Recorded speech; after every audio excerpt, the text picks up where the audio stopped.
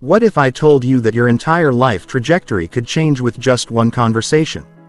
That the difference between getting promoted or passed over, winning an argument or losing it, commanding respect or being ignored, all comes down to a skill that most people never master. That skill is strategic communication. The ability to think fast, talk smart, and influence any situation in your favor. Every single day, you're in communication battles without even realizing it. In meetings, during negotiations, in casual conversations, even in text messages. And right now, while you're listening to this, 99% of people are losing these battles. They're stumbling over words, missing opportunities, failing to persuade, and watching others take control of situations that should be theirs. But here's what the top 1% of communicators know. Communication isn't about being the loudest person in the room or having the biggest vocabulary. It's about understanding the psychological triggers that drive human behavior, mastering the techniques that create instant rapport, and developing the mental frameworks that allow you to respond brilliantly under pressure. It's about becoming someone others naturally listen to, respect, and follow. The difference between average communicators and masters isn't talent or natural charisma. It's strategy. It's knowing exactly what to say, how to say it, and when to say it to get the outcome you want. By the time you finish this audiobook, you will have that strategic advantage. You will think faster, speak smarter, and communicate with the confidence and precision of someone who always wins the conversation. Chapter 1. The Split-Second Advantage. How elite communicators process information faster. Most people think communication is about talking, but elite communicators know the truth. It's about processing. Before a single word leaves your mouth, your brain is running complex calculations, analyzing social dynamics, predicting responses, and selecting the optimal strategy. The difference between someone who stumbles through conversations and someone who dominates them isn't speaking ability, it's processing speed. Your brain receives over 11 million pieces of information every second. But most people only consciously process about 40 bits of that information. This means they're missing 99.9% of the data that could give them a massive communication advantage. Elite communicators have trained themselves to capture and process exponentially more information in real time, giving them what I call the split-second advantage. The first level of advanced processing is contextual awareness. While average communicators focus only on the words being spoken, masters are simultaneously reading body language, vocal tonality, micro-expressions, group dynamics, power structures, and underlying motivations. They're asking themselves, what is this person really trying to achieve? What are they not saying? Who are they trying to impress? What are their fears, desires, and pressure points? This level of awareness requires training your brain to operate on multiple channels simultaneously. Practice the 3-layer listening technique. Layer 1 is the literal words being spoken. Layer 2 is the emotional subtext and what they're really feeling. Layer 3 is the strategic context and what they're trying to accomplish. Most people get stuck on layer 1, but masters operate on all 3 layers at once. The second critical processing skill is pattern recognition. Elite communicators have developed an extensive database of communication patterns, personality types, and behavioral triggers. When someone speaks, they instantly categorize that person's communication style, predict their likely responses, and adjust their approach accordingly. They recognize the patterns of someone who needs to feel important, someone who responds to logic versus emotion, someone who's defensive, someone who's testing them. Build your pattern recognition by studying the communication styles around you. Notice how different personality types respond to different approaches. The analytical person who wants data and evidence. The relationship-focused person who needs to feel heard and understood. The results-driven person who wants bottom-line conclusions. The creative person who responds to stories and possibilities. The more patterns you can recognize instantly, the more precisely you can tailor your communication. The third element is predictive processing. Masters don't just react to what's happening now. They're already 3 moves ahead, anticipating objections, preparing responses, and steering conversations toward their desired outcomes. They think like chess players, always considering their opponent's next likely moves and positioning themselves advantageously. Develop predictive processing by gaming out conversations before they happen, before important meetings or discussions. Run mental simulations. What are the likely objections or challenges you'll face? How can you preemptively address them? What are the different directions the conversation could go? And how will you guide it back to your objectives? This preparation creates the appearance of thinking fast when really you're thinking ahead. The fourth level is emotional processing. Most people get hijacked by their own emotions or the emotions of others. But elite communicators maintain what I call emotional overhead. They can feel the emotional dynamics in the room without being controlled by them. They recognize when someone is trying to trigger them, when emotions are being used strategically, and when emotional responses would hurt their position. Master emotional processing by developing what psychologists call emotional granularity. Instead of just feeling good or bad, train yourself to identify specific emotions with precision. Are you feeling frustrated, disappointed, or betrayed? Is the other person feeling anxious, defensive, or overwhelmed? The more precisely you can identify emotions, the more strategically you can respond to them. Finally, elite communicators have developed what I call response flexibility. While most people have one or two communication modes, masters have dozens of different approaches they can deploy instantly based on what the situation requires. They can shift from logical to emotional, from direct to indirect, from collaborative to authoritative, all within the same conversation, depending on what will be most effective. This isn't about being manipulative or fake. It's about being strategically adaptive. Just like a skilled driver changes gears based on road conditions, skilled communicators change approaches based on social conditions. They read the room, assess what's needed, and adjust accordingly. This level of flexibility only comes from having a large toolkit of communication strategies and the processing speed to select the right one in real time. Chapter 2. The Instant Influence Framework. Psychological triggers that work in seconds. Human beings are psychological creatures, and every single person you communicate with is running on predictable mental software. While most people try to influence others through force, logic, or manipulation, elite communicators understand that true influence happens at the subconscious level through psychological triggers that bypass rational resistance and create automatic responses. The first and most powerful trigger is reciprocity. The human brain is hardwired to return favors and respond to gifts, even symbolic ones. But here's what most people get wrong. They try to use reciprocity by giving something and immediately asking for something back. Elite communicators understand that reciprocity works best when it's unexpected and when there's a delay between the giving and the asking. Master reciprocity by becoming genuinely useful to others before you need anything from them. Share valuable information. Make helpful introductions, offer sincere compliments, or simply give your full attention. The key is that your giving must feel genuine, not transactional. When you later need something from that person, they'll feel psychologically compelled to help because the reciprocity debt is still active in their subconscious mind. The second trigger is social proof.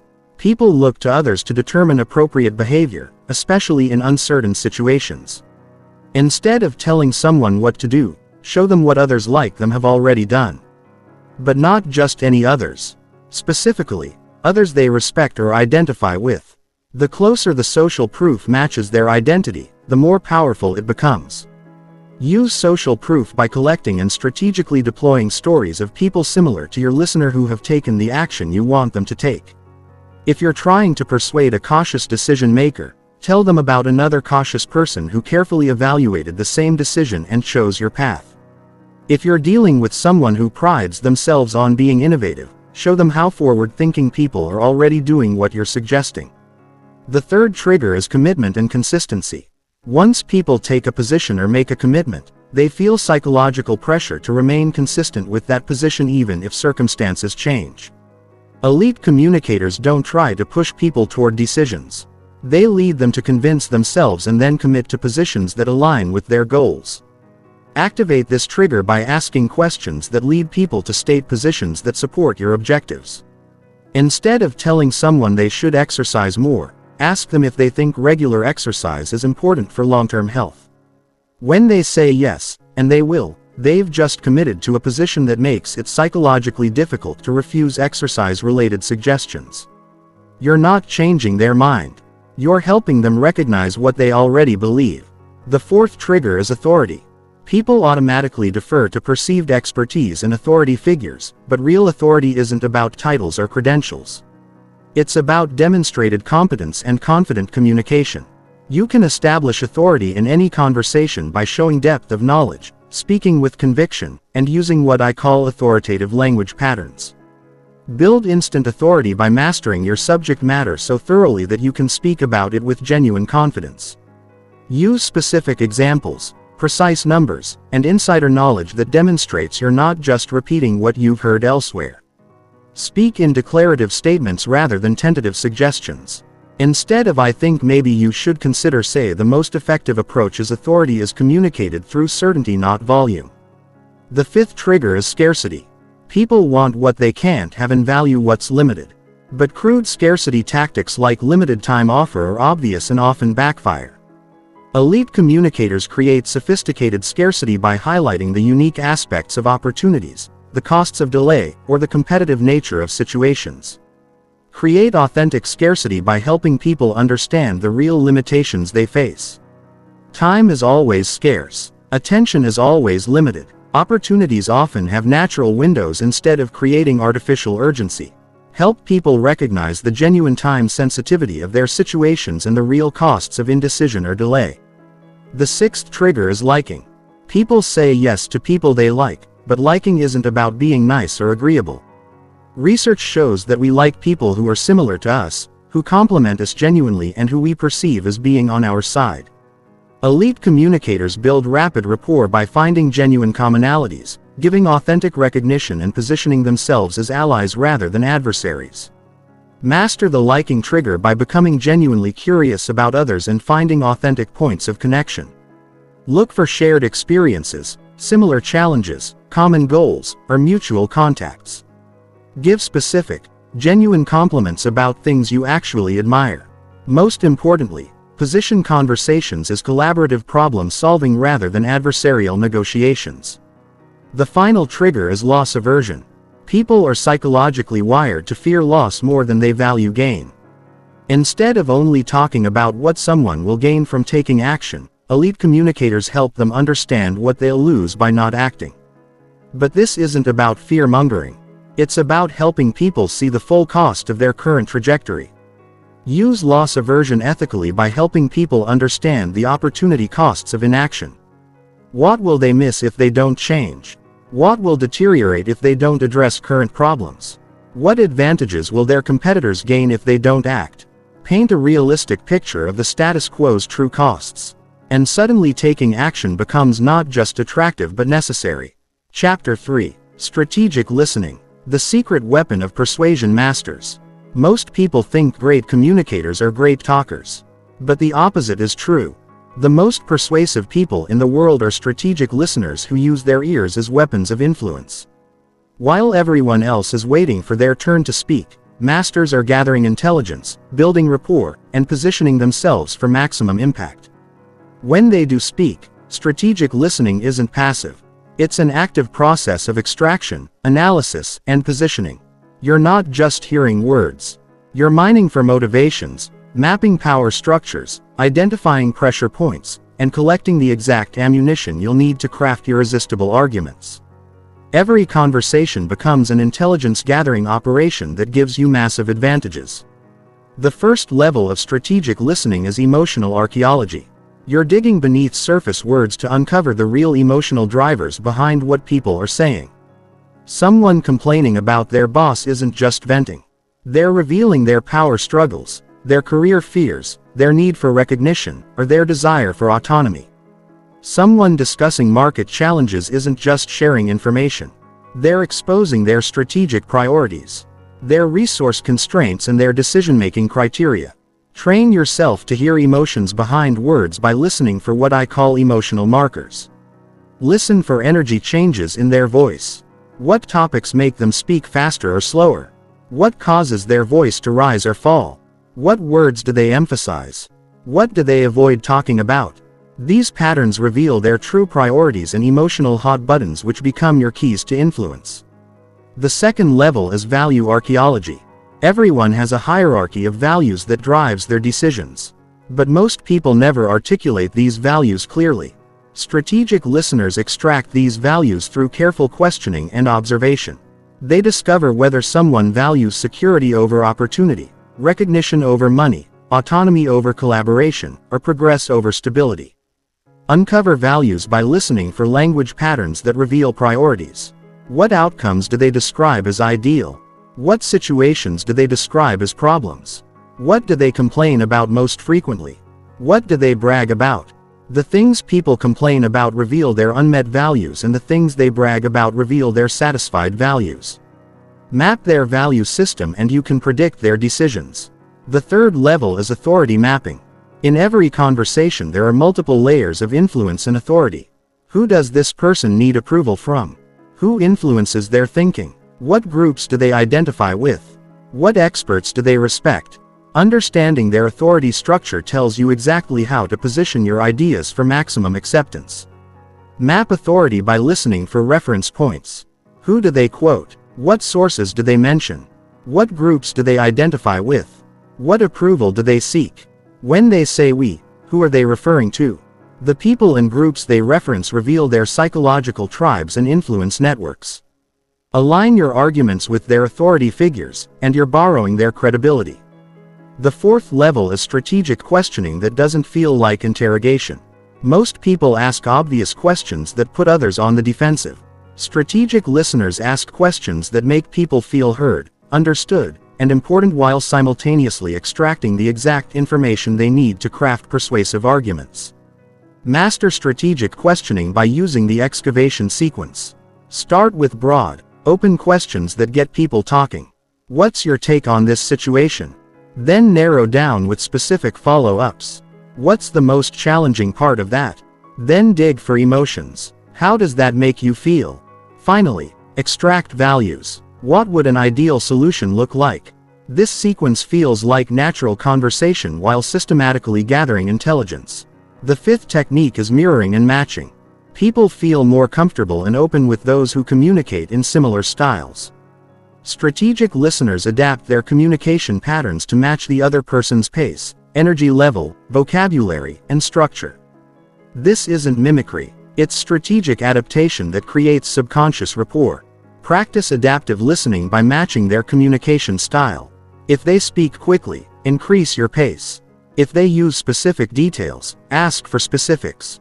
If they speak in big concepts, respond conceptually. If they're analytical, be logical. If they're emotional, acknowledge feelings. This adaptation happens gradually and naturally, not dramatically or obviously. The sixth skill is silence as a strategic weapon. Most people are uncomfortable with silence and will fill it with valuable information, admissions, or concessions. Strategic listeners use calculated pauses to create pressure that encourages others to reveal more than they intended. They understand that whoever speaks first often loses leverage. Use strategic silence by simply waiting after someone finishes speaking. Count 3 seconds before responding. Often they'll add crucial information just to fill the silence. After asking important questions, resist the urge to rephrase or add clarification. Let the silence do the work. This technique is particularly powerful during negotiations or when trying to get someone to commit to a position. The final mastery level is listening for lies, omissions, and manipulation attempts. People rarely lie outright, but they often omit important information, exaggerate certain aspects, or use language to create false impressions. Strategic listeners develop an ear for these deceptions and can adjust their strategies accordingly. Detect deception by listening for inconsistencies in their story, unusually defensive responses, or language that seems designed to impress rather than inform. Listen for what they're not saying. What obvious questions are they not asking? What natural concerns are they not raising? What details are they skipping? Often what people don't say is more revealing than what they do say. Strategic listening transforms every conversation into an advantage while others are focused on what they want to say next. You're gathering the exact intelligence you need to craft irresistible arguments. Build genuine connections and position yourself as someone who truly understands what matters to them.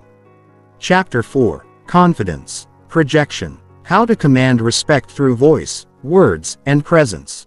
Confidence is the invisible force that determines whether people listen to your words or dismiss them, whether they see you as a leader or a follower, whether they trust your judgment or question your competence. But confidence isn't something you either have or don't have. It's a set of specific behaviors that can be learned, practiced, and deployed strategically to create the exact impression you want. Real confidence isn't about feeling fearless or having no doubts. It's about projecting competence and certainty even when you're internally uncertain.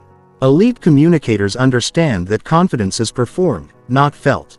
They've mastered the external behaviors that trigger confidence responses in others. Regardless of their internal state, the foundation of confidence projection starts with your voice. Your vocal patterns communicate more about your status and competence than your actual words. Most people undermine themselves with vocal habits they don't even notice. They speak too quickly when nervous, end statements with questioning intonation, or use filler words that signal uncertainty. Master vocal confidence through deliberate voice control. Lower your pitch slightly, especially at the end of statements. This creates what psychologists call authoritative intonation, which signals certainty and competence. Slow your speaking pace by 15%, which forces listeners to pay closer attention and suggests that your words are valuable enough to savor. Eliminate filler words like and you know by practicing strategic pauses instead when you need time to think. Pause silently rather than filling the space with uncertainty signals. The second element is precise word choice that demonstrates competence. Confident communicators use specific language rather than vague generalizations. They quantify their statements with numbers and data. They use active rather than passive voice. They make declarative statements rather than tentative suggestions. Transform your language patterns by replacing weak phrases with strong alternatives. Instead of "I think maybe we should consider," say the most effective approach is instead of "I'm not sure but," say "based on the evidence." Instead of "does that make sense," say "let me know your thoughts." Instead of "I'll try to," say "I will." These linguistic shifts signal competence and certainty to listeners' subconscious minds. The third component is strategic body language that projects authority. Your physical presence communicates before you speak a word. Most people adopt defensive or submissive postures without realizing how they're undermining their credibility. They cross their arms, avoid eye contact, fidget, or take up minimal space. Command physical presence through intentional positioning. Take up appropriate space without being aggressive. Keep your shoulders back and chest open. Maintain steady eye contact, looking away occasionally to avoid staring. Use purposeful gestures that support your words, rather than nervous fidgeting. When standing, keep both feet firmly planted rather than shifting weight. When sitting, claim your space without encroaching on others. The fourth skill is strategic vulnerability. Counterintuitively, projecting complete invulnerability actually reduces credibility because it seems inauthentic. True confidence includes the ability to admit limitations, acknowledge mistakes, and express uncertainty when appropriate. But this vulnerability must be strategic, not accidental. Master strategic vulnerability by owning your limitations before others discover them. If you're presenting in an area outside your expertise, acknowledge that up front, but emphasize what you do know if you make a mistake. Address it quickly and matter-of-factly without over-apologizing. If you don't know something, say so confidently, "I don't have that information, but I'll find out." This approach actually builds credibility rather than destroying it because it demonstrates self-awareness and intellectual honesty. The fifth element is preparation that creates authentic confidence. Real confidence comes from competence, and competence comes from thorough preparation. You can't fake confidence in situations where you're genuinely unprepared. Elite communicators prepare so thoroughly that their confidence is authentic rather than performed. Build authentic confidence through systematic preparation for important conversations. Prepare not just your main points, but anticipated objections and your responses. Practice key phrases until they feel natural. Research your audience so you can speak to their specific interests and concerns. The more thoroughly prepared you are, the more genuine confidence you'll project because you'll actually be confident. The sixth technique is managing and channeling nervous energy. Everyone experiences anxiety before important communications. But confident communicators transform that energy into dynamic presence rather than letting it undermine their performance.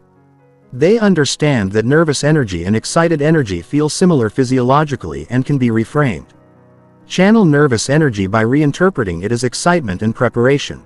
Before important conversations, use physical movement to release excess energy. Do power poses privately to trigger confidence hormones. Practice deep breathing to center yourself. Remind yourself that nervousness signals that this matters to you, which is positive, not negative.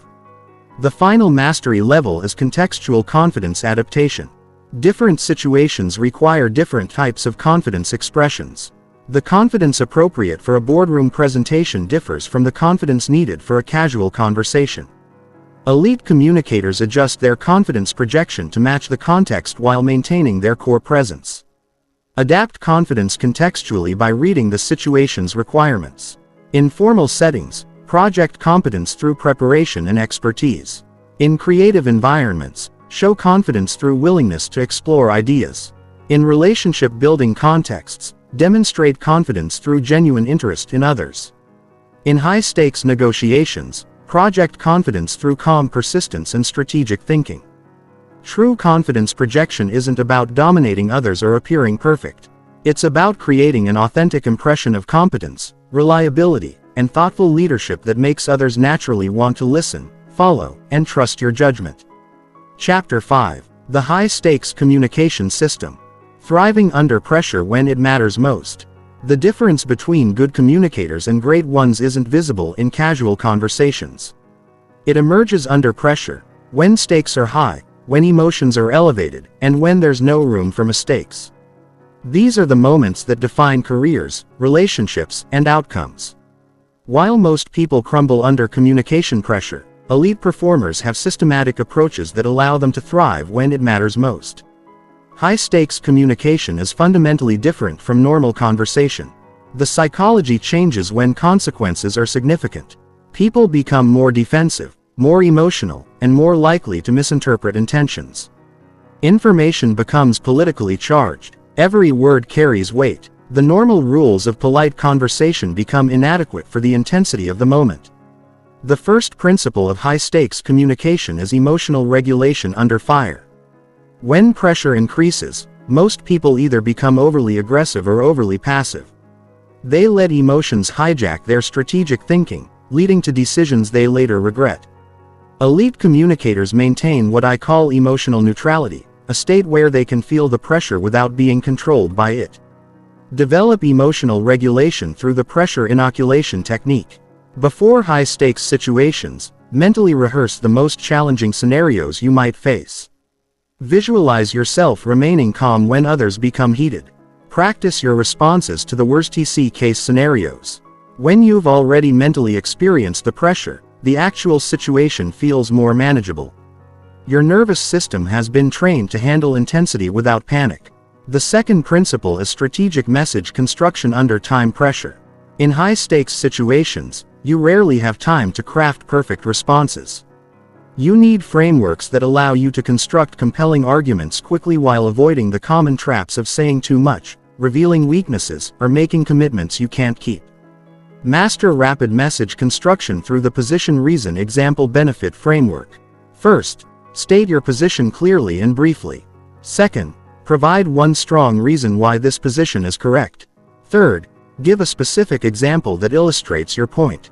Fourth, explain the benefit or consequence of following your recommendation. This structure ensures your responses are logical, memorable, and persuasive even under extreme time pressure. The third skill is reading and managing group dynamics in charged environments. High-stakes communication usually involves multiple stakeholders with different agendas, power levels, and emotional states. The ability to quickly assess these dynamics and adjust your approach accordingly is crucial for achieving your objectives without creating unnecessary enemies. Analyze group dynamics by identifying the key players before you speak. Who has the real decision-making authority? Who are the influencers that others look to? Who are potential allies? Who might be threatened by your position? Tailor your message to address the primary decision-maker while acknowledging the concerns of key influences. This approach builds coalitions rather than resistance. The fourth technique is strategic information management. In high-pressure situations, information becomes a weapon. Revealing too much can undermine your position, while revealing too little can damage credibility. Elite communicators have systematic approaches for deciding what to share, how much detail to provide, and when to hold back critical information for maximum impact. Manage information strategically by using the graduated disclosure method. Start with your strongest, most defensible points. Gauge the response before revealing more sensitive information. Always keep your best evidence in reserve for when you face strong challenges. If others are withholding information, ask direct questions that put pressure on them to be transparent while maintaining your own strategic privacy. The fifth principle is handling hostile or aggressive communication without losing your composure or your position. In high-stakes situations, others may try to intimidate, interrupt, or overwhelm you with aggressive tactics. Most people either fight back aggressively, creating escalation, or submit passively, losing credibility. Counter-aggressive communication through the acknowledge, redirect, refocus technique. First, acknowledge their concern without accepting blame. I understand you're frustrated with this situation. Second, redirect attention from emotion to facts. Let's look at the specific data. Third, refocus on mutual objectives. We both want to solve this problem effectively. This approach diffuses aggression without appearing weak or defensive. The sixth skill is making and extracting commitments in high-pressure environments. High-stakes communication often revolves around getting people to commit to specific actions or decisions. But pressure situations make people reluctant to commit and more likely to hedge or delay. Elite communicators know how to create commitment pressure without appearing pushy or manipulative. Extract commitments through the assumption close technique. Instead of asking if they'll do something, assume they will and discuss implementation details. When you implement this next week, what support will you need? This approach makes non-commitment feel awkward while giving them easy ways to agree. Follow up immediately by confirming specific timelines and next steps in writing. The seventh technique is damage control when things go wrong. In high-stakes situations, mistakes have amplified consequences. How you handle errors, omissions, or misunderstandings often matters more than avoiding them entirely. Elite communicators have protocols for quickly acknowledging problems, taking appropriate responsibility and redirecting focus to solutions. Handle mistakes through immediate ownership and solution focus. Acknowledge the error quickly and specifically. I provided incorrect information about the timeline. Take appropriate responsibility without over-apologizing. That was my mistake. Immediately pivot to solutions. Here's how we can address this. This approach builds credibility rather than destroying it because it demonstrates competence in handling problems. The final mastery level is strategic follow-up that locks in your victories. High-stakes communication doesn't end when the meeting ends. The real work often happens in the follow-up where agreements are solidified, objections are addressed privately, and relationships are built with key decision-makers. Master strategic follow-up by contacting key stakeholders individually within 24 hours. Clarify any uncertainties that arose during the high-pressure situation. Address concerns that people may have been reluctant to raise publicly. Reinforce the key points that support your position with additional evidence or examples. This individual attention often converts fence-sitters into allies and prevents post-meeting second-guessing. High-stakes communication mastery isn't about being perfect under pressure. It's about having systematic approaches that allow you to maintain effectiveness when others lose theirs. Turning pressure situations into opportunities to demonstrate leadership and competence that sets you apart from everyone else who wilts when it matters most. Chapter 6. The Negotiation Mastery System. Getting everything you want without creating enemies. Most people think negotiation is about fighting for what they want. But elite negotiators know the secret. The best negotiations feel like collaborations where everyone wins, even when you're getting exactly what you planned. True negotiation mastery isn't about overpowering others. It's about architecting outcomes where your victory looks like their victory, too. The foundation of elite negotiation is reframing the entire interaction before it begins. While others see negotiation as a battle over limited resources, masters create abundance by expanding the pie before dividing it. They understand that people's stated positions are rarely their real interests and that satisfying underlying interests often costs you nothing while creating massive value for them. The first principle is information asymmetry creation before any negotiation begins. You must know more about their situation than they know about yours. This isn't about deception. It's about strategic intelligence gathering that reveals their true constraints, motivations, and alternatives. The person with better information always has the advantage. Gather intelligence through strategic pre-negotiation conversations that don't feel like intelligence gathering. Ask about their broader business challenges, their timelines, their internal approval processes, and their success criteria.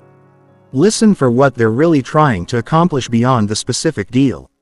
Map their organizational pressures, their personal motivations, and their measurement criteria. This intelligence becomes your strategic ammunition. The second technique is anchoring with precision. The first number mentioned in any negotiation creates a psychological anchor that influences all subsequent discussions. Most people either anchor too aggressively, creating resistance, or too weakly, leaving value on the table. Elite negotiators use calculated anchoring that stretches their counterparts' expectations while remaining within the realm of possibility. Master anchoring by starting with your research-based extreme position, then immediately providing logical justification for why that position is reasonable. Don't just throw out a number. Build a case for why that number makes sense given market conditions, precedent, or value creation. This approach moves their anchor point while maintaining credibility and avoiding the impression that you're trying to take advantage of them. The third skill is tactical concession making that creates reciprocity pressure. Every concession you make should feel valuable to them while costing you as little as possible. Elite negotiators prepare lists of low-cost, high-perceived value concessions they can make strategically throughout the negotiation to build goodwill and create reciprocity debt. Structure concessions using the reluctant concession method. Never give anything away easily, even if it cost you nothing. Express hesitation. Explain why you normally wouldn't agree to this. Then make the concession contingent on something you want. I normally wouldn't include expedited delivery, but given your tight timeline, I can make that work if we can finalize the agreement by Friday. This approach makes every concession feel earned rather than expected. The fourth principle is creating multiple variables to expand trading opportunities. Simple negotiations with only one variable inevitably become win-lose scenarios. Elite negotiators introduce multiple dimensions that allow for creative value exchanges where both parties can win on the variables that matter most to them. Expand negotiation variables by exploring timing, payment terms, scope modifications, service levels, guarantees, exclusivity arrangements, referral commitments, or future considerations. Often what's expensive for you to provide is inexpensive for them to receive and vice versa. Find these asymmetries and build trades around them that create mutual value. The fifth technique is strategic deadline management. Time pressure is one of the most powerful forces in negotiation, but most people use it crudely by creating artificial urgency. Elite negotiators understand real deadlines and use them strategically while being prepared to walk away when necessary. Manage deadlines by understanding both sides' real-time constraints, not their stated ones. What happens if this deal doesn't close by their deadline? What are the real consequences? Often deadlines that seem immovable are actually flexible when you understand the underlying drivers. Use this knowledge to avoid being pressured into bad agreements while applying appropriate pressure when you have timeline advantages. The sixth skill is objection handling that strengthens your position. When someone raises an objection, most people either argue against it directly or give ground immediately. Elite negotiators use objections as opportunities to demonstrate value and build stronger cases for their position. Transform objections using the validate isolate reframe technique. First, validate their concern to show you understand that's a legitimate consideration. Second, isolate the objection to ensure you're addressing their real concern. If I can address the timeline issue, are there other concerns we need to discuss? Third, reframe the objection in the context of your overall value proposition. The timeline is tight because we prioritize quality, which is exactly why our clients choose us over faster competitors. The seventh principle is strategic use of alternatives and leverage. Your negotiating power comes from your alternatives, not from your arguments. The person who needs the deal least has the most power. Elite negotiators develop strong alternatives before they negotiate and communicate their alternatives subtly throughout the process. Build leverage by always having a plan B that you're genuinely willing to execute. This isn't about bluffing. It's about creating real options that reduce your dependence on any single negotiation.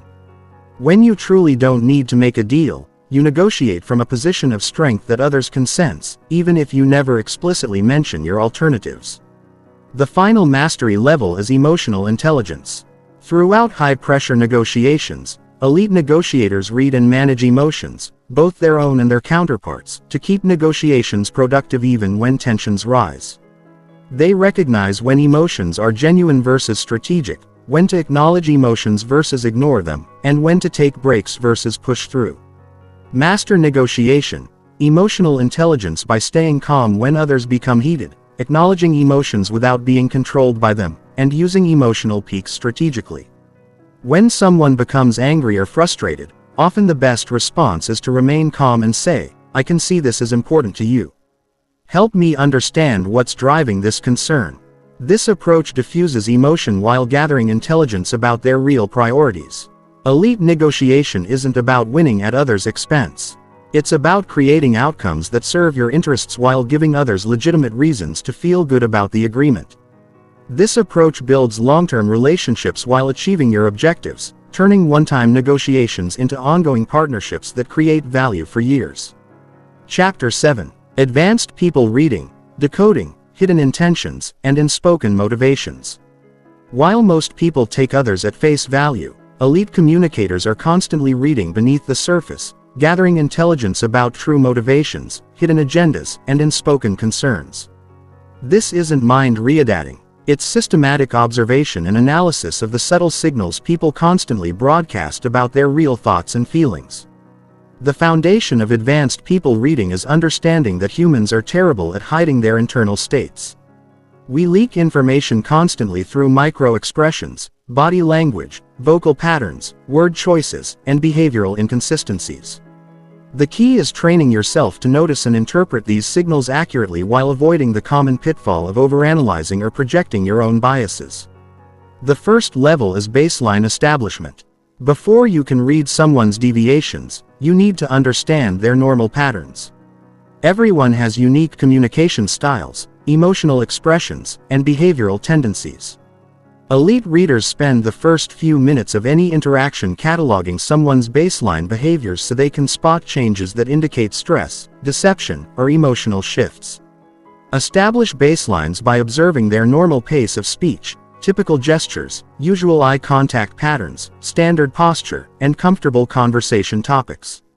Notice how they behave when discussing neutral subjects before moving to more sensitive areas. Once you know their normal, any deviation becomes potentially significant information about their internal state. The second skill is micro-expression recognition. Facial expressions leak genuine emotions for split seconds before people gain conscious control and display their intended expression. These micro-expressions reveal true feelings even when someone is trying to hide them.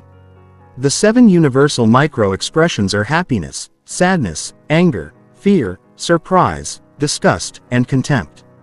Train micro-expression recognition by practicing with online databases and paying attention to the brief moment when someone's face first reacts before they compose themselves. Look for incongruence between someone's words and their immediate facial reaction. If someone says, "That sounds great," but flashes a micro-expression of concern, you're seeing their real response before their social filter kicks in. The third technique is vocal pattern analysis. The voice carries enormous amounts of emotional and psychological information that most people miss because they focus only on words. Changes in pitch, pace, volume, and vocal quality reveal stress, excitement, deception, or uncertainty. Even when the words remain controlled, read vocal patterns by listening for pace changes that indicate comfort or discomfort with topics, pitch increases that often signal stress or deception, volume changes that reveal confidence levels, and vocal quality shifts like breathiness or tension that indicate emotional states. Someone might say, "I'm completely confident about this," while their voice becomes higher and faster, revealing their actual uncertainty. The fourth level is body language cluster analysis.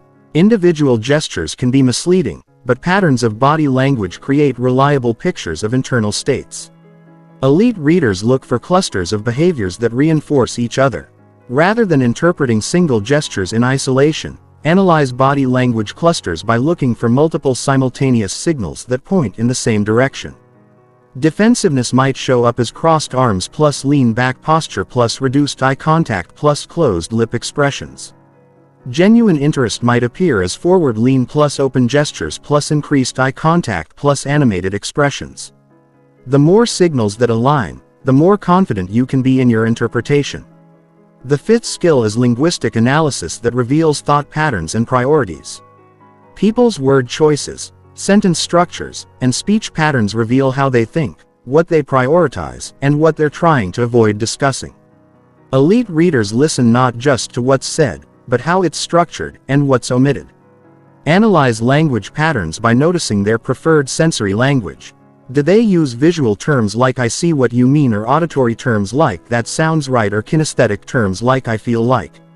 This reveals their processing style and gives you clues about how to communicate most effectively with them. Listen for absolute versus qualified language, which indicates confidence levels and potential flexibility. The sixth technique is detecting deception and manipulation attempts. People rarely lie outright, but they often omit information, exaggerate certain aspects, or use language strategically to create false impressions. Elite readers recognize the subtle signs of information management and can adjust their strategies accordingly. Spot deception signals by watching for increased self-touching, changes in eye contact patterns, defensive body positioning, increased use of qualifying language like "to be honest" or "frankly," and stories that lack specific details or include irrelevant information designed to distract.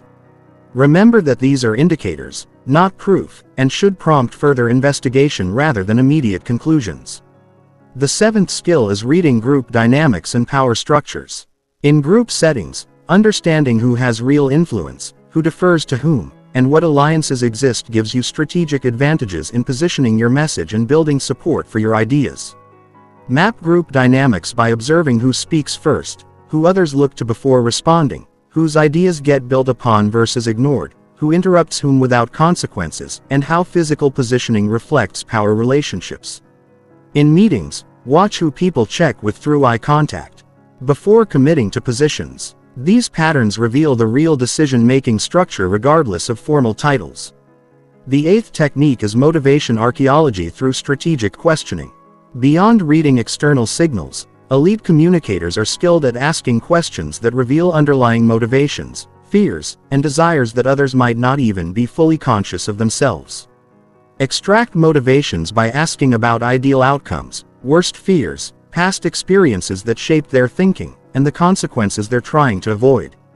Instead of asking, "What do you want?" which gets surface responses, ask, "What would success look like in this situation?" or "What keeps you up at night about this issue?" These questions reveal deeper drivers that become keys to influence. The final mastery level is reading across cultural and individual differences. People from different backgrounds, cultures, and personality types express themselves differently. What looks like deception in one culture might be politeness in another. What seems like disinterest in one personality type might be deep consideration in another. Develop cultural intelligence by learning the baseline behaviors of different groups and individuals rather than applying universal interpretations. Introverts might avoid eye contact when thinking deeply, not when being deceptive. People from high-context cultures might communicate indirectly as a sign of respect, not evasion. Adjust your reading accordingly while looking for deviations from their cultural and personal baselines. Advanced people reading transforms every interaction into an intelligence-gathering opportunity. You'll know when someone is genuinely interested versus being polite. When they have concerns they're not expressing. When they have authority to make decisions versus needing approval from others. And when they're telling the complete truth versus managing information strategically. Chapter 8. Conflict Resolution Mastery. Turning opposition into opportunity. Most people see conflict as something to avoid or endure. But elite communicators understand that conflict is actually information. It reveals underlying tensions, unmet needs, and misaligned expectations that were previously hidden. Masters don't just resolve conflicts. They transform them into opportunities for stronger relationships and better outcomes than existed before the conflict arose. The fundamental reframe is understanding that conflict is rarely about the surface issue being debated. People don't fight about money. They fight about fairness, respect, or security. They don't fight about deadlines. They fight about competence recognition or resource allocation. Elite conflict resolvers always address the underlying emotional and psychological drivers, not just the superficial disagreement. The first principle is immediate emotional regulation under fire. When conflict emerges, most people either become defensive and aggressive or withdraw and avoid. Both responses escalate tension and prevent resolution. Elite communicators maintain what I call conflict composure, staying calm and strategic even when others become emotional. Develop conflict composure through the physiological reset technique. When you feel your emotional temperature rising, immediately slow your breathing. Lower your voice and pause before responding. This activates your parasympathetic nervous system and prevents the fight-or-flight response from hijacking your strategic thinking. Your calm presence becomes an anchor that can actually de-escalate others. The second skill is reframing conflict as mutual problem solving. Instead of viewing conflict as a battle between opposing forces, elite resolvers position it as a shared challenge that requires collaborative solutions. This single reframe changes the entire dynamic from adversarial to cooperative. Reframe conflict by using collaborative language patterns. Instead of "you're wrong about this," say "we have different perspectives on this issue." Instead of "that won't work," say "let's explore the challenges with that approach." Instead of "this is your fault," say "we're facing a situation that needs attention." This language creates psychological safety for both parties to explore solutions without losing face. The third technique is tactical empathy that disarms defensiveness. This isn't about agreeing with the other person or abandoning your position. It's about demonstrating that you understand their perspective and concerns, which makes them more willing to consider yours. Most conflict escalates because people feel unheard and misunderstood. Deploy tactical empathy by explicitly acknowledging their concerns before presenting your perspective. "I understand you're frustrated because you feel the timeline is unrealistic given your current workload." That's a legitimate concern. This validation doesn't require agreement, but it demonstrates that you're listening and taking their perspective seriously, which reduces defensiveness. The fourth principle is separating people from positions. In heated conflicts, people become emotionally attached to their stated positions and fight to defend them, even when better alternatives emerge. Elite resolvers help people step back from their positions to explore the underlying interests that those positions were meant to serve. Separate people from positions by asking about underlying needs and concerns. "Help me understand what you're trying to accomplish with that approach, or what would need to happen for you to feel comfortable with a different solution." These questions move the conversation from defending positions to exploring interests, which opens space for creative alternatives. The fifth skill is managing power dynamics during conflicts. Conflicts often involve unequal power relationships that complicate resolution. Elite communicators know how to navigate these dynamics without either abusing power advantages or being victimized by power disadvantages. Navigate power dynamics by addressing them directly when appropriate. If you have more formal power, explicitly level the playing field. "I want to hear your honest perspective on this. Even if you disagree with me." If you have less formal power, focus on shared interests and mutual benefits rather than trying to win through argument. Power struggles rarely produce good outcomes for anyone. The sixth technique is strategic concession trading that creates win-win outcomes. In most conflicts, there are multiple issues at stake, and different issues have different importance levels for each party. Elite resolvers identify these asymmetries and construct trades where each party gets what matters most to them. Structure concession trades by first mapping what's most and least important to each side. Often what's expensive for you to give is inexpensive for them to receive. And vice versa. Build packages where you concede on their high importance, low-cost items in exchange for getting your high-importance items. This approach creates mutual satisfaction rather than mutual compromise. The seventh principle is timing management during heated exchanges. Conflicts often escalate because people try to resolve everything immediately while emotions are running high. Elite resolvers know when to engage, when to de-escalate, and when to take strategic breaks that allow emotions to cool and perspectives to shift. Manage conflict timing by recognizing when emotions are too high for productive discussion. If someone is extremely angry or upset, immediate resolution attempts often backfire. Instead, acknowledge the importance of the issue and suggest a specific time to continue the discussion when both parties can approach it more strategically. This is clearly important to both of us. Let's schedule time tomorrow morning to work through this properly. The eighth skill is building stronger relationships through conflict resolution. Elite communicators don't just resolve the immediate disagreement. They use the conflict as an opportunity to establish better communication patterns, clearer expectations, and stronger working relationships going forward. Strengthen relationships through conflict by explicitly discussing what you've learned about each other's communication styles, priorities, and concerns. This conversation helped me understand that advanced notice on schedule changes is really important to you. I'll make sure to give you more lead time going forward. This approach transforms conflict from relationship damage into relationship improvement. The final mastery level is preventing future conflicts through systematic communication improvement rather than just fixing the current problem. Elite communicators establish ongoing practices that reduce the likelihood of similar conflicts arising again, prevent future conflicts by creating better communication systems. This might include regular check-ins to surface issues before they become conflicts, clearer decision-making processes so everyone understands their role, or explicit agreements about how to handle disagreements when they arise. The goal is to build a culture where conflicts are addressed quickly and constructively rather than being avoided until they explode. Conflict resolution mastery isn't about winning arguments or getting your way. It's about transforming opposition into opportunities for better understanding, stronger relationships, and more effective collaboration.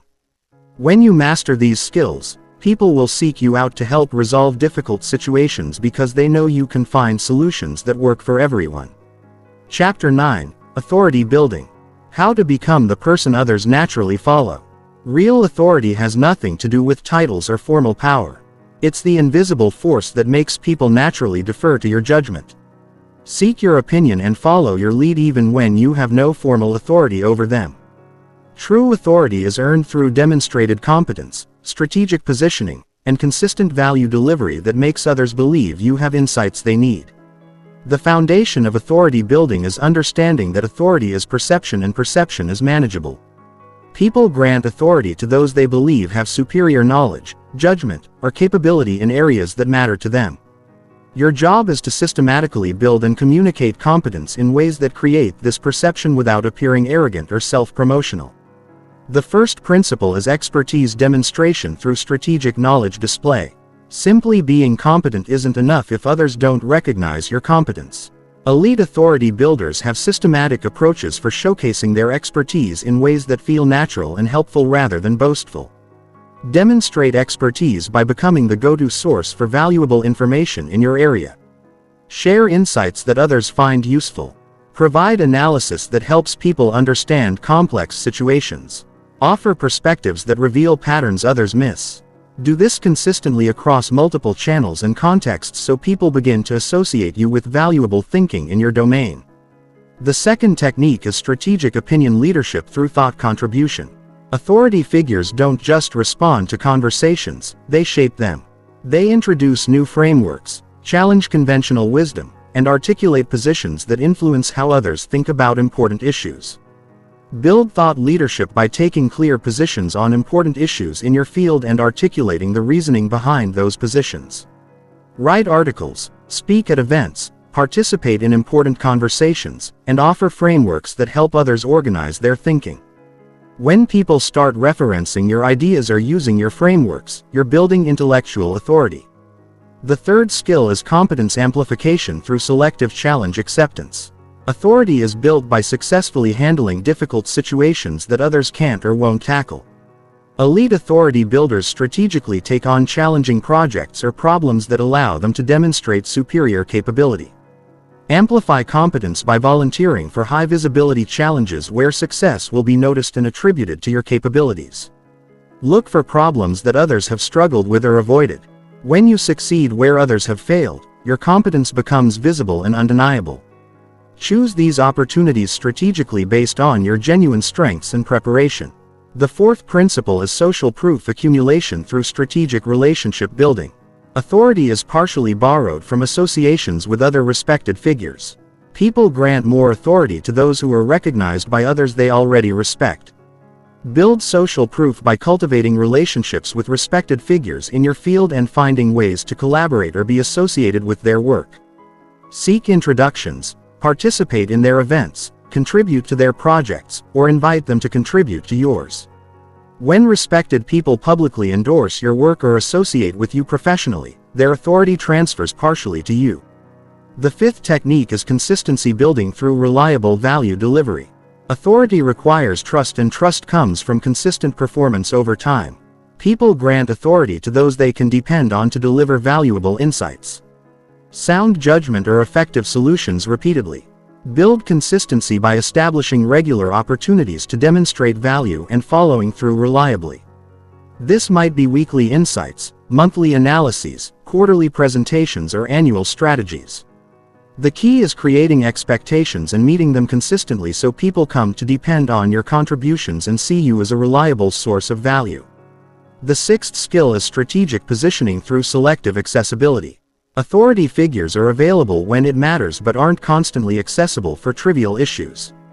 They position themselves as valuable resources whose time and attention are worth seeking.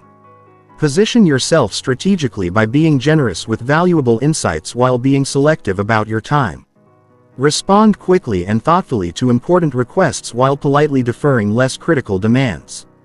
This approach creates scarcity around your attention while demonstrating that you prioritize impact over ego, which actually enhances your authority. The seventh principle is influence expansion through systematic network building. Authority grows through networks of people who recognize and amplify your expertise. Elite authority builders are strategic about cultivating relationships that extend their influence beyond their immediate circle. Expand influence by building relationships across multiple levels and functions within your industry or organization. Cultivate relationships with peers who can refer opportunities to you, junior people who can become advocates as they advance, and senior people who can provide sponsorship and visibility. This multi-level approach ensures your authority recognition spreads systematically. The eighth technique is legacy creation through knowledge transfer. True authority builders don't just accumulate influence for themselves. They create lasting impact by developing others and building systems that outlast their direct involvement. Create legacy by actively developing others and sharing your frameworks, insights, and approaches in ways that create lasting value. Mentor rising talent. Document your methodologies, create training programs, or build systems that embed your approaches into ongoing operations. When your influence continues even in your absence, you've built lasting authority. The final mastery level is humble authority that attracts rather than repels. The most powerful authority figures are those who wear their expertise lightly, acknowledge their limitations, and use their influence to elevate others rather than just themselves. Practice humble authority by being confident about your expertise while remaining curious about areas outside your knowledge. Giving credit generously to others who contribute to your success. Acknowledging mistakes quickly and learning from them publicly, and using your platform to highlight others' good work rather than just your own. This approach attracts loyalty and builds sustainable influence. Authority building is a long-term process that requires consistency, strategic thinking, and genuine value creation. When done correctly, it creates a virtuous cycle where your growing influence provides more opportunities to demonstrate competence, which builds more influence, which creates more opportunities. The key is focusing on genuine value creation rather than self-promotion, because authority that's based on real competence is the only kind that lasts. Chapter 10. Verbal precision. The language patterns that control outcomes. Words are not just communication tools. They are programming languages for human consciousness. The specific words you choose, the patterns you use, and the structures you employ literally shape how others think about situations, themselves, and their options. Elite communicators understand that verbal precision is the difference between suggesting ideas and implanting them. Most people use language carelessly, saying roughly what they mean and hoping others understand their intention. But elite communicators treat every word as a strategic choice that either advances their objectives or undermines them. They understand that small changes in language create massive changes in psychological impact. The first principle is presupposition mastery that bypasses resistance. Instead of directly stating what you want someone to believe or do, you embed those assumptions into the structure of your sentences so they're accepted unconsciously before the person can evaluate them consciously. Master presuppositions by structuring sentences that assume the outcomes you want. Instead of "if you decide to move forward with this project," say "when you move forward with this project." Instead of "do you think this approach could work," say "how do you think this approach will work best?" These subtle shifts program assumptions into the listener's mind without triggering resistance. The second technique is temporal language patterns that create urgency and momentum. How you reference time influences how people feel about decisions and actions. Elite communicators use time-based language to create appropriate urgency without pressure. Momentum without panic. Use temporal patterns strategically by connecting positive outcomes to immediate action and negative consequences to delay. The sooner we implement this, the faster you'll see results, creates momentum toward action. Every day we delay gives our competitors more advantage, creates urgency without being manipulative. These patterns help people feel the natural time pressure of their situations. The third skill is certainty versus possibility language that calibrates confidence levels. Different situations require different certainty levels in your language. Sometimes you need to project confidence and conviction. Other times you need to acknowledge uncertainty while maintaining credibility. Calibrate certainty language by matching your confidence level to your actual knowledge and the situation's requirements. Use definitive language like "this will result in." When you have strong evidence and need to project confidence, use possibility language like "this is likely to result in." When you're less certain but still want to make the case, match your language to your knowledge to maintain credibility. The fourth principle is emotional language selection that creates desired feelings.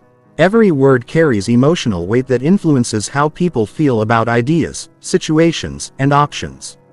Elite communicators choose words specifically for their emotional impact, not just their literal meaning. Select emotional language by considering the feelings you want to create, then choosing words that generate those emotions. Instead of cost reduction, say efficiency improvement. Instead of problem, say opportunity for improvement. Instead of failure, say learning experience. These shifts don't change facts, but they change how people feel about facts, which influences their decisions. The fifth technique is specificity versus generality calibration. Specific language creates credibility and clarity, while general language creates flexibility and agreement. Elite communicators move fluidly between specific and general language based on their strategic objectives in each moment. Calibrate specificity by being specific when you want to build credibility and general when you want to build agreement. Our approach increased efficiency by 23% in the first quarter as specific and credible. This approach significantly improves performance as general and harder to argue with. Use specificity to prove points and generality to build consensus.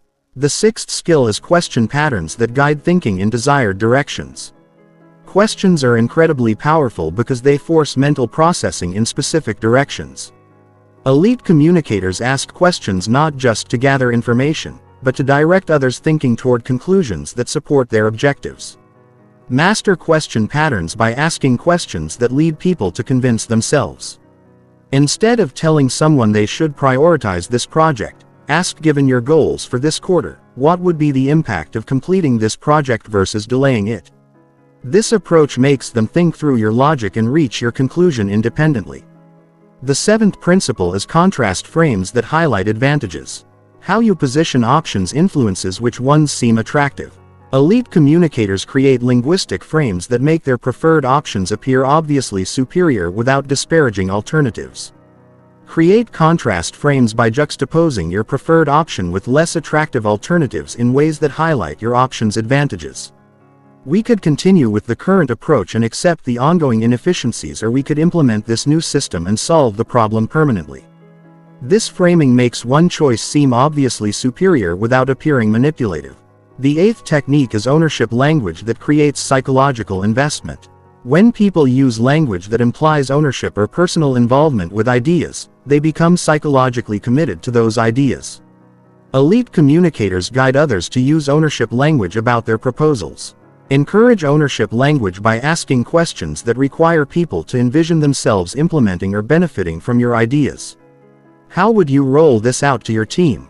Makes them think about implementation as if they've already decided to proceed. What results would you expect to see? Makes them envision the benefits personally. The ninth skill is authority language that establishes credibility without arrogance. How you reference your expertise, experience, or knowledge influences whether others see you as credible or arrogant. Elite communicators demonstrate authority through subtle language patterns rather than explicit claims. Use authority language subtly by referencing your experience indirectly through specific examples and insights rather than general claims about your expertise. Instead of "I'm an expert in this area," say "in my experience working with similar companies, the most effective approach has been."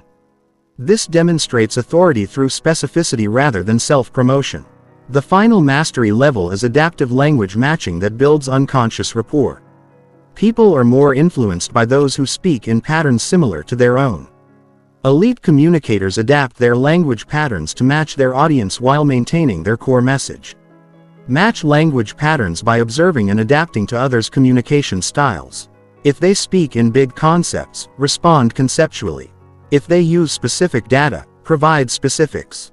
If they're relationship-focused, use collaborative language. If they're results-oriented, use outcome language. This adaptation creates unconscious comfort that makes your message more persuasive. Verbal precision isn't about manipulation or trickery. It's about choosing language that accurately represents your ideas while presenting them in ways that create the best possible outcomes for everyone involved. When you master these patterns, your words become tools of transformation that help others see possibilities, make better decisions, and take actions that serve everyone's interests. Chapter 11. Persuasion Mastery. The Psychology of Inevitable Agreement. Most people think persuasion is about having the best arguments or being the most convincing speaker. But elite persuaders understand that true persuasion happens before you even start talking. It's about creating psychological conditions where your ideas feel like natural conclusions rather than external suggestions. Real persuasion mastery means people convince themselves. The foundation of elite persuasion is understanding that humans make decisions emotionally and then justify them logically. While most people lead with facts and hope for emotional buy-in, masters do the opposite. They create emotional resonance first, then provide logical frameworks that allow people to feel smart about decisions they already want to make. The first principle is desire architecture that makes your proposal feel inevitable. Instead of trying to convince people to want something different, elite persuaders identify what people already want and position their ideas as the obvious path to getting it. They become bridges between current desires and better outcomes. Master desire architecture by starting every persuasion attempt with deep investigation into what the other person really wants to achieve, avoid, or experience. Don't ask them directly what they want because most people don't consciously know their real motivations. Instead, ask about their ideal outcomes, their biggest frustrations, and their previous experiences. Listen for the emotional drivers behind their rational explanations. The second technique is resistance preemption that removes objections before they form. Most people wait for objections and then try to overcome them, which creates adversarial dynamics. Elite persuaders anticipate concerns and address them proactively, making agreement feel like the natural choice. Preempt resistance by acknowledging potential concerns before your audience raises them. You might be thinking this sounds too complicated to implement quickly, and that's a valid concern. Here's how we can make this simple. This approach demonstrates that you understand their perspective and have thought through their concerns, which builds credibility and removes barriers to acceptance. The third skill is social proof orchestration that leverages the power of peer influence. People don't just want evidence that something works. They want evidence that people like them have succeeded with it. Elite persuaders collect and strategically deploy social proof that matches their audience's identity and concerns. Orchestrate social proof by gathering specific stories of people similar to your audience who have achieved the outcomes you're proposing. Don't use generic testimonials. Use detailed case studies that show the decision-making process, implementation challenges, and specific results. The more similar the social proof to your audience's situation, the more powerful it becomes. The fourth principle is commitment escalation that builds psychological investment gradually. Instead of asking for big commitments up front, elite persuaders create sequences of small agreements that naturally lead to larger decisions. Each yes makes the next yes easier and more psychologically consistent. Structure commitment escalation by starting with easy agreements about problems or desired outcomes. Then gradually moving towards solution agreement and implementation commitment. Do you agree that this situation needs to be addressed? Leads to do you think this approach could solve it? Which leads to what would need to happen to move forward. Each step feels natural while building momentum toward your objective. The fifth technique is value reframing that shifts perspective on costs and benefits. How people evaluate options depends entirely on the frame of reference you establish. Elite persuaders don't just present benefits. They reframe the entire context to make their proposal appear obviously valuable. Master value reframing by changing the comparison points and time horizons people use to evaluate your proposal. Instead of comparing your solution to doing nothing, compare it to the cost of the status quo over time.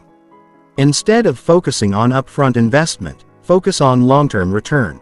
The question isn't whether this costs money. It's whether the cost of not solving this problem is higher than the cost of solving it. The sixth skill is urgency creation through genuine scarcity. Artificial deadline pressure often backfires, but authentic urgency based on real consequences creates appropriate motivation without manipulation. Elite persuaders help people understand the true costs of delay and the real windows for opportunity. Create authentic urgency by revealing the natural time pressures that already exist in their situation. Market windows close, competitive advantages erode, problems compound, and opportunities move to others who act faster. Help them see these realities without creating artificial pressure. While we're discussing this, your competitors are moving forward with their solutions. What's the cost of falling further behind? The seventh principle is objection transformation that turns resistance into reasons to proceed. When someone objects to your proposal, most people see it as a problem to overcome. Elite persuaders see objections as information about what matters most to the person, which becomes the key to crafting irresistible responses. Transform objections by using them as bridges to stronger arguments. If someone says this is too expensive, respond with cost is definitely important to consider. What would the return on investment need to be for this to make financial sense? This approach acknowledges their concern while guiding them towards solution thinking rather than problem thinking. The eighth technique is emotional state management that creates receptivity to your ideas. People in different emotional states process information differently. Elite persuaders recognize emotional states and adapt their approach accordingly, sometimes shifting emotional states to create better conditions for persuasion. Manage emotional states by matching your energy to theirs initially, then gradually guiding them toward more receptive states. If they're anxious, acknowledge the concern and provide reassurance before presenting solutions. If they're excited, harness that energy toward positive outcomes. If they're skeptical, validate their caution and provide evidence. Your emotional intelligence determines your persuasion success. The final mastery level is ethical influence that serves everyone's interests. The most powerful persuaders are those who genuinely believe their proposals will benefit the other person. This authenticity creates congruence between their words and intentions which people can sense even if they can't articulate it. Practice ethical influence by ensuring your proposals genuinely serve the other person's interests, not just your own. When you truly believe you're helping someone make a better decision, your persuasion becomes more authentic and effective. People can sense the difference between manipulation and genuine recommendation, and they respond accordingly. True persuasion mastery isn't about getting people to do what you want. It's about helping them see opportunities they might have missed and make decisions that genuinely serve their interests. When you master these principles, people don't feel persuaded, they feel enlightened. Chapter 12. Digital Communication Excellence. Mastering Virtual and Written Influence. The digital age has fundamentally changed communication, creating new opportunities and new challenges that most people haven't adapted to. While face-to-face communication relies heavily on vocal tone and body language, digital communication strips away these signals, making your words carry the entire burden of influence. Elite digital communicators have mastered techniques that create impact through screens and text. The foundation of digital communication excellence is understanding that virtual interactions require intentional amplification of signals that would be natural in person. Your energy, clarity, and presence must be consciously projected through technology rather than naturally transmitted through physical proximity. The first principle is virtual presence projection that commands attention through screens. In video calls, most people fade into the background, becoming forgettable participants rather than influential contributors. Elite digital communicators use specific techniques to project authority and engagement that cuts through screen fatigue and technical barriers. Master virtual presence through strategic positioning and energy management. Position your camera at eye level to create psychological equality rather than looking down or up at participants. Use lighting that clearly illuminates your face without creating harsh shadows. Most importantly, project 20% more energy than feels natural because screens absorb energy and enthusiasm. What feels overly animated in person appears appropriately engaged through video. The second technique is written persuasion architecture that influences without vocal cues. Email messaging and document communication require completely different persuasion strategies than spoken communication. You must create engagement, build rapport, and guide decision-making using only words and structure. Structure written persuasion using the attention, interest, desire, action framework adapted for digital formats. Grab attention with specific, relevant subject lines or opening sentences. Build interest through immediate value or intriguing questions. Create desire by painting clear pictures of outcomes and benefits. Drive action with specific time-bound requests. Every written communication should guide the reader toward a clear next step. The third skill is asynchronous influence that works across time zones and delayed responses. Digital communication often happens with delays between messages, which requires different strategies than real-time conversation. Elite digital communicators craft messages that maintain influence even when responses come hours or days later. Master asynchronous influence by front-loading your key points and making your messages self-contained. Don't assume people remember previous conversations or have immediate context. Include enough background to make your message clear without requiring them to search through previous communications. End with specific questions or requests that guide their response in productive directions. The fourth principle is attention management in distracted environments. Digital communication competes with notifications, multitasking, and shortened attention spans. Elite communicators design their messages and presentations to capture and hold attention despite these challenges. Capture digital attention through strategic formatting and pacing. Use white space to make text easy to scan. Include bullet points and numbered lists for complex information. Bold key phrases that convey your main points, even if they only skim. Keep paragraphs short and focused on single ideas. Structure information so the most important points are visible within the first few seconds of reading. The fifth technique is virtual relationship building that creates connection without physical presence. Building trust and rapport through screens requires intentional strategies that replace the natural bonding that happens through shared physical space and subtle social cues. Build virtual relationships by being more intentional about personal connection and follow through. Start meetings with brief personal check-ins that go beyond "How are you?" Remember details from previous conversations and reference them in future interactions. Use private messages to build individual relationships within group settings. Follow through on commitments faster and more thoroughly than expected to build reliability-based trust. The sixth skill is digital meeting facilitation that keeps virtual groups engaged and productive. Leading effective virtual meetings requires different skills than in-person facilitation. You must manage technology, attention, and group dynamics through screens while achieving meaningful outcomes. Facilitate digital meetings using structured engagement techniques. Use polls and chat features to maintain participation. Call on people by name more frequently than you would in person. Create breakout opportunities that allow smaller group interaction. Summarize key points visually using shared screens. End with clear action items and individual accountability to maintain momentum after the meeting ends. The seventh principle is cross-platform communication optimization that adapts to different digital environments. Email requires different approaches than instant messaging, which differs from video conferencing, which differs from collaborative documents. Elite digital communicators adjust their style and strategy based on the platform's constraints and opportunities. Optimize platform communication by matching your approach to the medium's strengths. Use email for detailed information sharing and formal requests. Use instant messaging for quick coordination and relationship maintenance. Use video calls for complex discussions and relationship building. Use collaborative documents for group input and transparent decision making. Choose the right platform for your communication objective rather than defaulting to familiar options. The eighth technique is digital influence scaling that reaches larger audiences effectively. Digital platforms allow you to influence hundreds or thousands of people simultaneously, but this requires different strategies than one-on-one persuasion. Elite digital communicators create content and messages that feel personal while reaching many people. Scale digital influence by creating personalized mass communication that speaks to individual concerns while addressing group audiences. Use segmentation to tailor messages to specific audience subsets.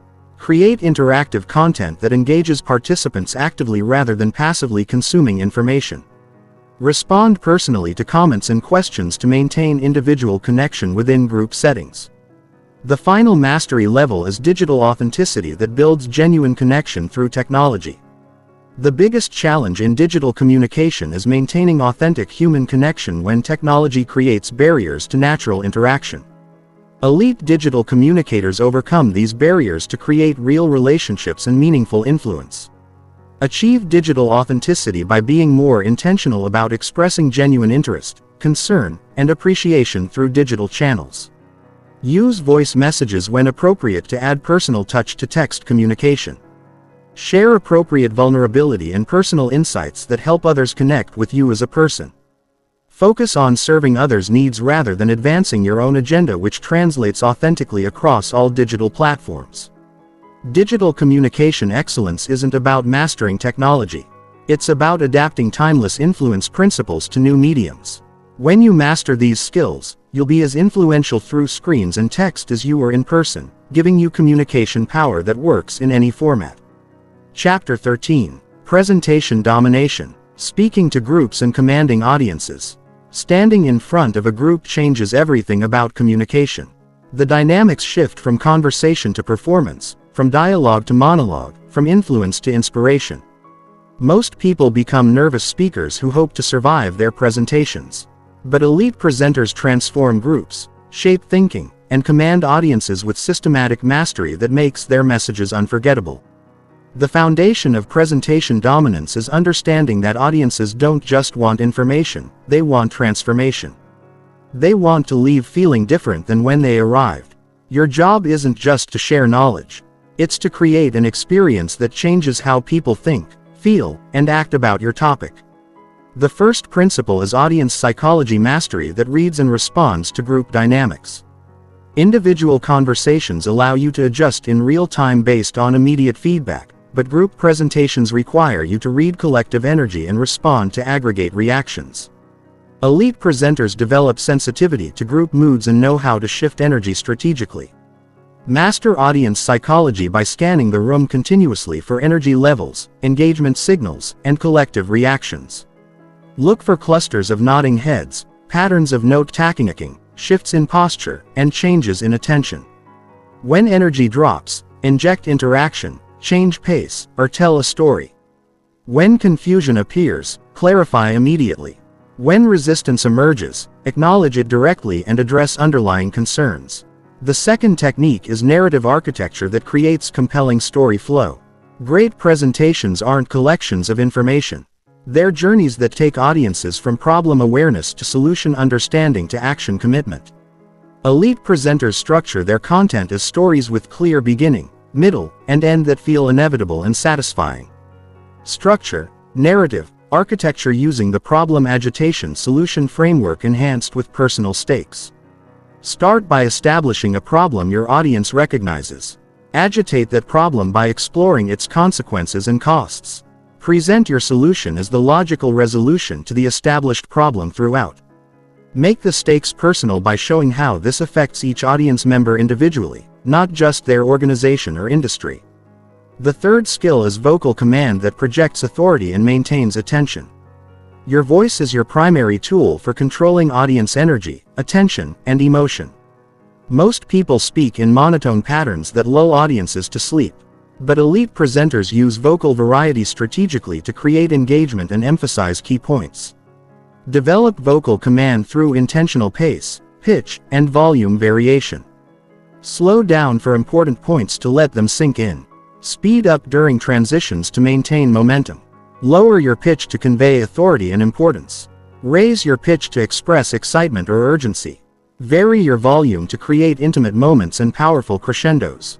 Use strategic pauses to create emphasis and allow processing time. The fourth principle is physical presence that fills the space and commands attention. Your body language communicates before you speak a word and continues to reinforce or undermine your message throughout your presentation.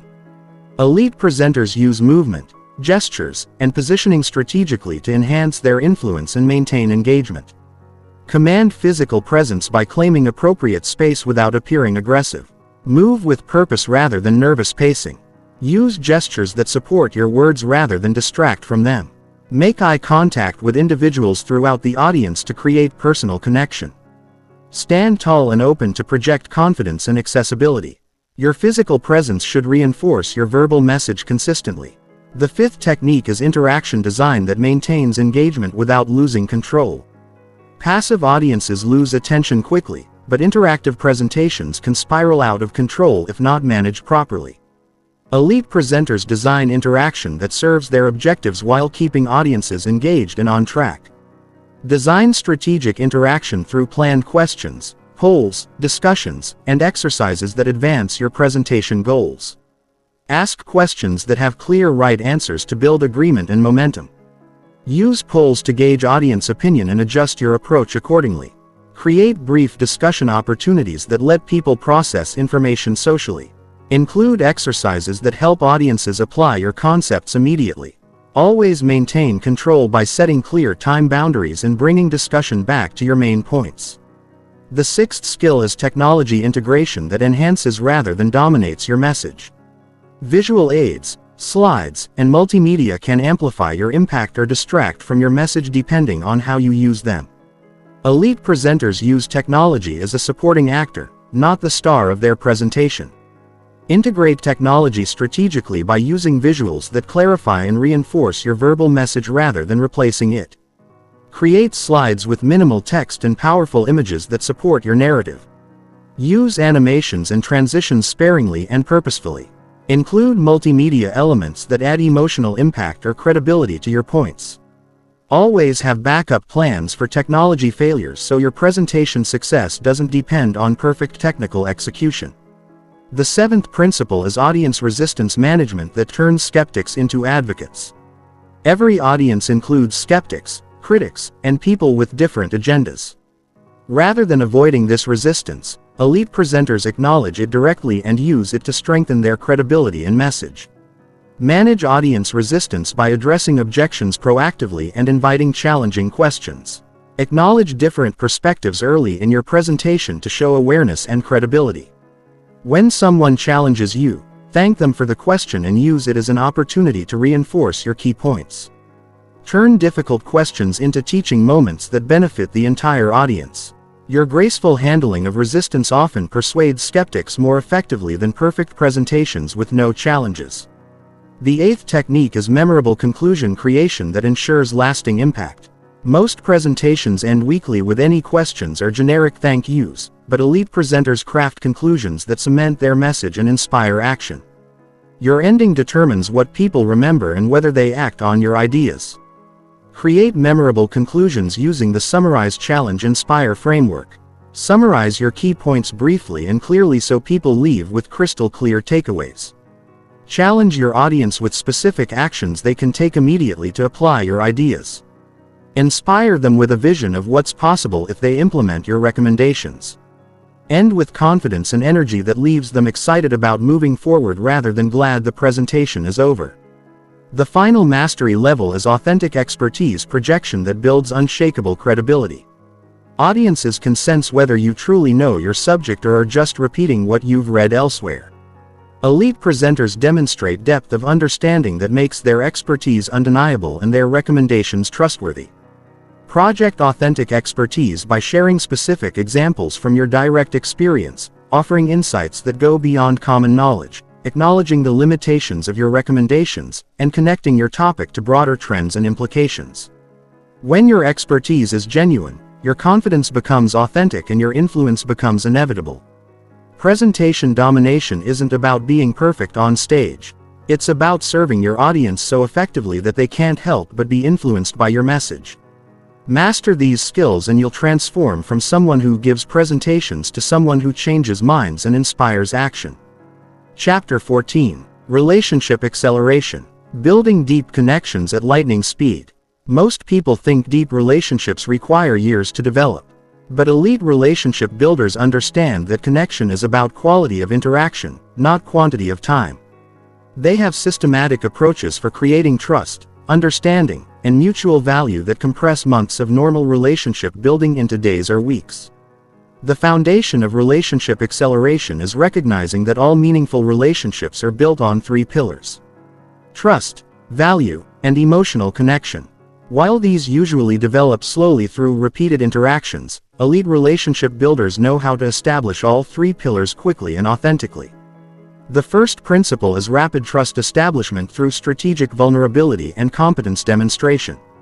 Trust comes from believing someone is both capable and benevolent, that they can help you and want to help you. Elite relationship builders show both qualities early and authentically in their interactions. Establish rapid trust by sharing appropriate vulnerability that shows your humanity while demonstrating competence through valuable contributions. Tell brief stories about your mistakes and what you learned from them. Offer insights or assistance that clearly benefits the other person. Ask thoughtful questions that show genuine interest in their success. Follow through quickly and thoroughly on any commitments you make, no matter how small. The second technique is value front-loading that immediately demonstrates your worth to others. Instead of gradually revealing your value over time, elite relationship builders find ways to provide significant value early in relationships. Creating immediate appreciation and reciprocity motivation front-load value by identifying what the other person most needs or wants, then finding ways to provide it quickly. This might be information they're seeking, introductions to people who can help them, resources that solve their problems, or insights that help them see opportunities. The key is giving first without asking for anything in return, creating positive reciprocity debt. The third skill is emotional resonance creation through strategic empathy and shared experience. People connect most deeply with those who understand their emotional reality and can relate to their experiences. Elite relationship builders quickly identify emotional common ground and build connections around shared understanding. Create emotional resonance by listening for emotional themes in what people share and reflecting understanding of their feelings, not just their facts. When they express frustration, acknowledge the feeling before addressing the situation. When they share excitement, match their energy and enthusiasm. Look for shared experiences, challenges, or values that create natural connection points. The fourth principle is mutual benefit identification that aligns your interests with theirs. The strongest relationships are those where both parties genuinely benefit from the connection. Elite relationship builders quickly identify these mutual benefits and make them explicit, creating clear reasons for both people to invest in the relationship. Identify mutual benefits by exploring how your skills, resources, networks, or experiences might complement theirs. Look for ways you can help each other achieve goals, solve problems, or access opportunities. Make these potential benefits explicit in your conversations. It sounds like you're trying to expand into the European market. I have several contacts there who might be helpful, and I'd love to learn from your experience with product launches. The fifth technique is communication style adaptation that creates unconscious comfort. People feel most comfortable with those who communicate in similar patterns to their own. Elite relationship builders quickly identify others' communication preferences and adapt accordingly without losing their authenticity. Adapt communication styles by matching their pace, energy level, detail preference, and decision-making approach. If they speak quickly and focus on big-picture concepts, adjust your communication to be more rapid and conceptual. If they prefer detailed analysis and methodical discussion, slow down and provide more specifics. This adaptation should feel natural, not forced. The sixth skill is shared experience creation that bonds people through common activities. Relationships deepen through shared experiences that create joint memories and emotional connections. Elite relationship builders are strategic about creating these experiences rather than waiting for them to happen naturally. Create shared experiences by suggesting activities that allow you to work together, learn together, or overcome challenges together. This might be collaborating on projects, attending events together, working through problems jointly, or sharing new experiences. The key is choosing activities that require cooperation and create positive shared memories. The seventh principle is relationship maintenance systems that keep connections strong over time. Building relationships quickly is only valuable if you can maintain them effectively. Elite relationship builders have systems for staying connected and continuing to provide value even when they're not working together actively. Maintain relationships systematically by creating regular touch points that provide ongoing value. This might be sharing relevant articles, making helpful introductions, checking in on important projects, or inviting them to valuable events. Use calendar systems to remind yourself to reach out periodically with something useful rather than just social contact. The eighth technique is network integration that amplifies relationship value. Individual relationships become more valuable when they're part of broader networks. Elite relationship builders connect their contacts strategically, increasing the value they provide while strengthening their position as network connectors. Integrate networks by making strategic introductions between people in your network who could benefit from knowing each other. When you connect two people who create value for each other, you strengthen your relationship with both. This positions you as a valuable connector and increases the likelihood that others will reciprocate with introductions that benefit you. The final mastery level is authentic relationship building that creates genuine long-term connections. All the techniques in the world won't create lasting relationships if they're not built on authentic interest in others' success and well-being. Elite relationship builders genuinely care about the people they connect with, which makes their strategic approach feel natural rather than manipulative. Build authentic relationships by developing genuine interest in others' success, challenges, and goals. Focus on how you can help rather than what you can get. Celebrate others' victories and provide support during their challenges. When your relationship building is driven by authentic care for others, your strategic approaches feel natural and create lasting connections. Relationship acceleration isn't about manipulating people into liking you. It's about efficiently building the trust, value, and emotional connection that form the foundation of all meaningful relationships. Master these principles and you'll build deeper professional and personal networks faster than you thought possible. Chapter 15. Communication Mastery Integration. The Elite Performer's Operating System. Everything you've learned in this audiobook represents individual tools and techniques. But true communication mastery comes from integrating these skills into a seamless operating system that works automatically under any circumstances. Elite communicators don't think about which technique to use in each moment. They've developed intuitive mastery that adapts fluidly to any situation. The foundation of communication mastery integration is understanding that excellence comes not from perfect execution of individual techniques but from developing the meta skills that allow you to read situations accurately. Select appropriate strategies quickly and adjust dynamically as circumstances change. The first principle is situational pattern recognition that instantly categorizes communication contexts. Every communication situation falls into recognizable patterns, and once you can identify the pattern, you know which tools and approaches will be most effective. Elite communicators develop extensive pattern libraries that allow instant situation assessment. Master pattern recognition by consciously categorizing every significant communication encounter you have. Is this a negotiation, persuasion, conflict resolution, relationship building, or authority establishment situation? What are the stakes? power dynamics, emotional states and constraints. The more patterns you consciously recognize and categorize, the faster your unconscious pattern matching becomes. The second technique is strategic flexibility that adapts to changing dynamics in real time. Communication situations are fluid, and what starts as one type of interaction often evolves into something completely different.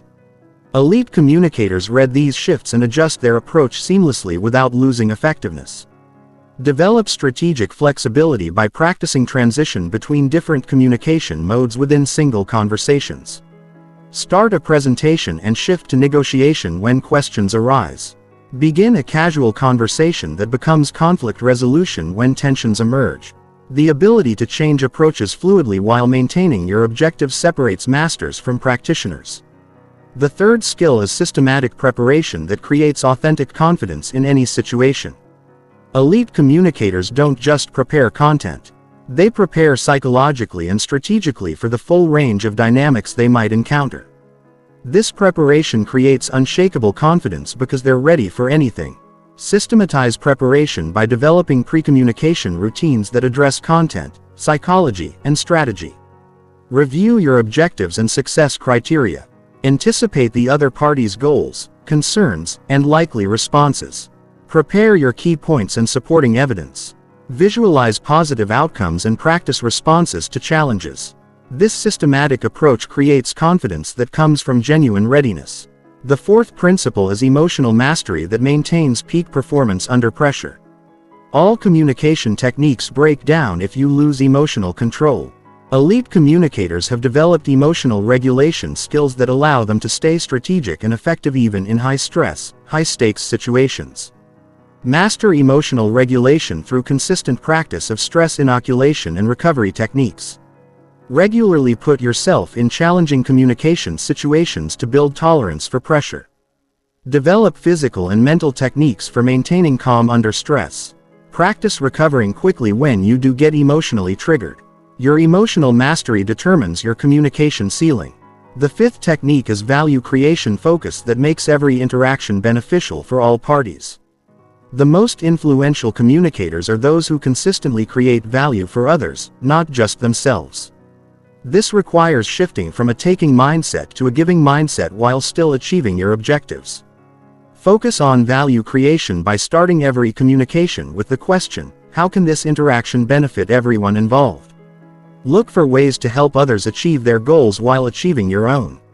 Share insights, make connections, provide resources, or offer assistance that goes beyond the immediate transaction. This approach builds long-term influence that compounds over time. The sixth skill is continuous improvement through systematic feedback analysis. Elite communicators treat every interaction as a learning opportunity and have systems for capturing and applying lessons learned. They get better continuously rather than plateauing at good enough. Implement continuous improvement by conducting brief after-action reviews following important communications. What went well? What could have been better?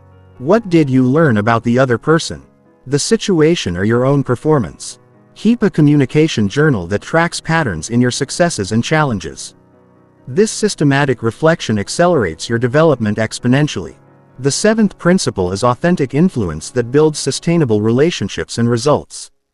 True communication mastery is built on authenticity, not manipulation. Elite communicators have aligned their techniques with their genuine values and goals, creating congruence that others can sense and trust. Develop authentic influence by ensuring your communication techniques serve your genuine values and goals, not just short-term tactical objectives. Use your skills to help others make better decisions, not to manipulate them into decisions that don't serve them. Build influence through consistent demonstration of competence and care rather than strategic positioning alone. The eighth technique is teaching and mentoring that solidifies your own mastery while developing others. The highest level of mastery is the ability to teach others effectively. Elite communicators regularly share their knowledge and help others develop, which reinforces their own skills while expanding their influence. Solidify mastery through teaching by actively mentoring others in communication skills, sharing insights through writing or speaking, and creating frameworks that help others understand and apply what you've learned. Teaching forces you to understand concepts more deeply and gives you practice explaining complex ideas clearly. The final integration principle is legacy thinking that focuses on long-term impact rather than short-term wins. Elite communicators think beyond individual interactions to consider how their communication patterns build reputation, relationships, and influence over time. They optimize for sustainable excellence rather than quick victories. Think legacy by considering how each communication interaction contributes to your long-term reputation and relationships. What kind of communicator do you want to be known as? What impact do you want to have on others? How can you use your communication skills to create lasting positive change? This perspective guides your choices toward approaches that build sustainable influence and meaningful impact. Communication mastery is not a destination. It's a journey of continuous development and refinement. You now have the tools, techniques, and frameworks needed to communicate with elite-level effectiveness. The difference between knowing these principles and mastering them is consistent practice, systematic improvement, and authentic application. Your communication skills determine your ability to influence, lead, build relationships, and create value in every area of your life. Master these skills and you'll master your ability to shape your world through the power of strategic communication. The conversation starts.